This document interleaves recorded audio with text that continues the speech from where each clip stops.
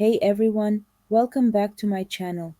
Today we're diving deep into a subject that can truly transform your career: business etiquette. Whether you're at the office, attending networking events, dining with clients, or even interacting online, knowing the proper etiquette can set you apart and build trust.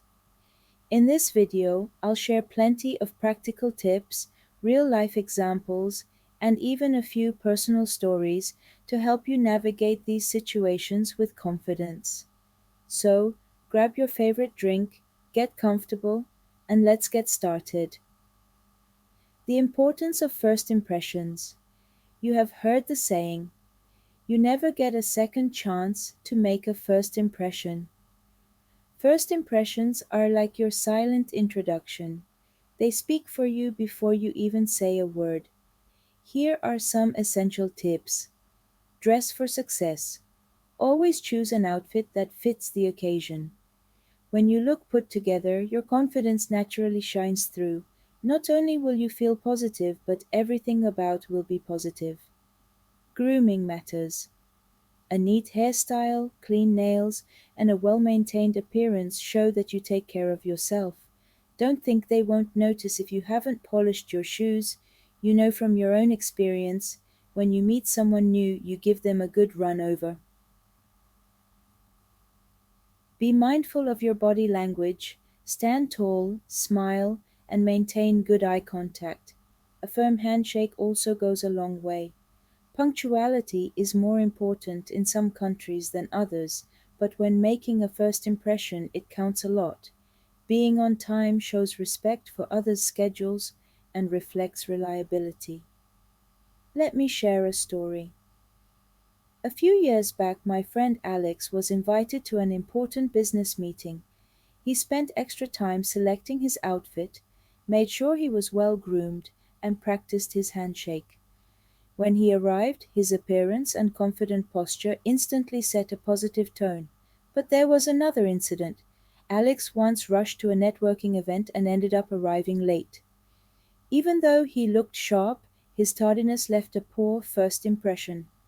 Alex learned that every little detail, from being punctual to maintaining a pleasant demeanor, can either build or break trust. Think of your appearance and timing as your personal business card that you hand out before any words are spoken. Let's move on to communication, the heart of all interactions. Peter Drucker said, the most important thing in communication is to hear what isn't being said. Whether it's face to face, on the phone, or in writing, clear communication builds bridges and works for those that work at communicating. Here are some key tips. Verbal communication. Speak clearly, use a steady, clear voice, avoid mumbling or speaking too fast, listen actively, really focus on what the other person is saying. Don't think ahead about what you are going to say. Listen so that you can really understand what is said. Nod, smile, and ask follow up questions. Avoid interrupting. Let others finish their thoughts before you jump in. Use a friendly tone. Even in professional settings, warmth in your voice can make a big difference. In written communication, it is important that you are clear and concise. Get to the point quickly without sacrificing politeness. Proofread. Simple typos or grammar mistakes can undermine your message. Keep it professional. Avoid slang and overly casual language, especially in formal emails. Structure your email. Use greetings, clear paragraphs, and a polite sign off. I remember a time when my colleague Jane sent an email that was a bit rushed. There were a few typos, and the message wasn't as clear as it could have been. The recipient was confused about her points, and a potential opportunity was nearly lost because of those small mistakes. Jane quickly learned that taking an extra minute to proofread and structure your message well can build your credibility and make a great impression. Networking is more than just exchanging business cards, it's about creating genuine, lasting connections. Networking is an investment in your business and in your career. Here are some tips to network like a pro. When meeting someone new, don't be shy. Introduce yourself with a smile, firm handshake, and direct eye contact. Start up a conversation and ask open ended questions. Encourage conversation by asking questions like, "What inspired you to enter this industry?" instead of questions that can be answered with a simple yes or no. Be an active listener and let the conversation flow naturally. Show genuine interest in what the other person is saying. Don't be scared to share your story. People love stories. Share a brief, relevant anecdote about your career or challenges you've overcome. Remember to keep it positive so that you don't dampen the mood. After the event, a follow up is the perfect way to round things off. Send a quick message thanking them for their time and recalling a part of your conversation. This small act can help cement the connection. Let's look at Sarah's experience. At a recent industry conference, Sarah met someone who shared her passion for sustainable business practices. Instead of monopolizing the conversation, she asked thoughtful questions and actively listened. After the event, she followed up with a personalized email mentioning a detail from their discussion. That follow up turned a brief encounter into a robust professional relationship that later opened doors to exciting projects. Remember, networking is about nurturing connections, not just collecting contacts. Business meals can be both enjoyable and nerve wracking, especially if you're not familiar with dining etiquette. Proper dining etiquette showcases your respect, manners, and consideration for others. It creates a favorable impression of you as a polite, cultured, and well mannered individual, which can be crucial in social and professional interactions. Here are some practical tips. Know the basics. Then you are well on your way to making a great impression. Familiarize yourself with the table setting and the use of utensils. For example, start with the outer utensils and work your way in as the courses progress. Mind your manners by keeping your elbows off the table, chewing with your mouth closed, and avoid talking with your mouth full. Engage in conversation. Keep the conversation light and positive. Avoid controversial topics and focus on building rapport. Follow your host's lead. If you're not sure what to do, simply follow the lead of your host or the most experienced person at the table. Know when to order, choose dishes that are easy to eat and won't cause a mess. Avoid overly complicated meals if you're unsure about the etiquette. I recall a personal experience where I was dining with a potential client. I was a bit nervous and overthought every detail. However, once I relaxed and followed the host's lead, the conversation flowed smoothly, and I even received a compliment on my etiquette. This experience taught me that a calm demeanor combined with good manners can make any business meal a memorable success. In today's digital age, much of our communication happens online or on our phones.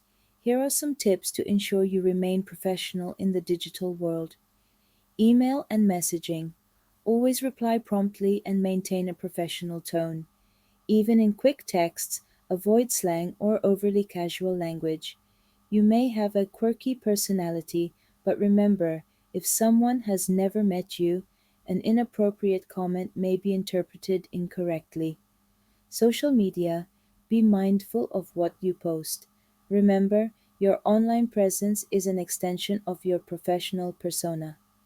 During meetings, whether virtual or in person, keep your phone on silent. If you need to check a message, excuse yourself briefly to avoid distractions. Video calls, dress appropriately, and ensure your background is tidy. Good lighting and minimal distractions can make a huge difference in how you're perceived. A good example comes from a colleague, Mike. He once made the mistake of checking his phone during a virtual meeting. Not only did it disrupt the flow, but it also gave the impression that he wasn't fully engaged. After receiving some constructive feedback, Mike adjusted his habits by turning off notifications during work hours. His focus improved, and so did his professional relationships. This goes to show that digital etiquette is just as important as face to face interactions. Even with the best etiquette, Conflicts and criticism can arise. Handling them gracefully is a key part of professionalism. Stay calm. When faced with criticism, take a deep breath before responding. This shows that you're composed and respectful. Listen and reflect. Hear the other person out without interrupting. Ask clarifying questions if needed. Respond constructively. Acknowledge their point of view and offer solutions or ask for suggestions. Follow up. After the discussion, send a thank you message or set up a follow up meeting to show that you're committed to improving. I remember a time when I received some harsh feedback from a client. Instead of reacting defensively, I listened carefully and asked for specific examples so I could understand their perspective. After the conversation, I sent a follow up email thanking them for their honesty and outlining my plan to address the issues. That small act of humility and willingness to improve turned a negative situation into a learning opportunity, strengthening our professional relationship.